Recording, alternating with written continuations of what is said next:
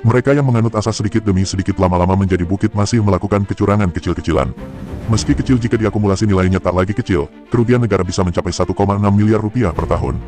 Gambaran perilaku korup tersebut terlihat dalam praktek penggelembungan anggaran yang diduga masih saja dilakukan oknum pejabat Dinas Perumahan Kawasan Permukiman dan Cipta Karya Provinsi Lampung dalam pelaksanaan APBD 2024. Kejaksaan dan Badan Pemeriksa Keuangan harus melacak dugaan penyimpangan anggaran 64 paket belanja alat tulis kantor sebesar Rp1.710.932.385. Nilai kebocoran anggaran ini juga tidak main-main, ditaksir mencapai 1,6 miliar rupiah per tahun. Temuan adanya dugaan kebocoran anggaran ini mengemuka, diduga terjadi penggelembungan anggaran yang melebihi batas tertinggi standar biaya masukan tahun 2024.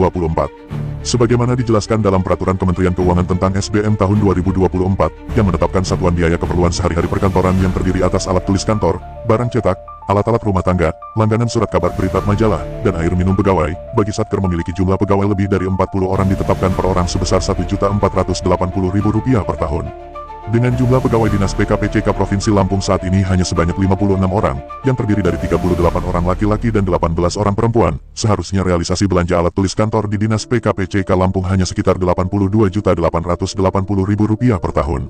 Indikasi adanya kebocoran anggaran itu harus diungkap hingga tuntas. Ini uang rakyat, namanya uang rakyat ya harus diselamatkan. Kejaksaan dan BPK diminta turun tangan melacak indikasi korupsi di Dinas PKPCK Lampung tahun 2024.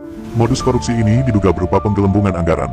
Ada 3 potensi penyimpangan utama yang kami duga, yaitu soal penentuan owner estimate atau harga perkiraan sendiri, indikasi persekongkolan dalam proses negosiasi harga, dan konflik kepentingan dalam proses pemilihan penyedia. Untuk itu, Kejaksaan diminta periksa oknum PPTK di Dinas PKPCK Lampung atas adanya dugaan korupsi tersebut. Diharapkan jaksa akan menelusuri dan melakukan pemeriksaan untuk meminta keterangan PPTK yang terlibat. Atas dasar keterangan tersebut, pihak kejaksaan bisa menelusuri kepada pihak penyedia barang untuk memastikan kebenaran penggunaan anggaran itu secara menyeluruh.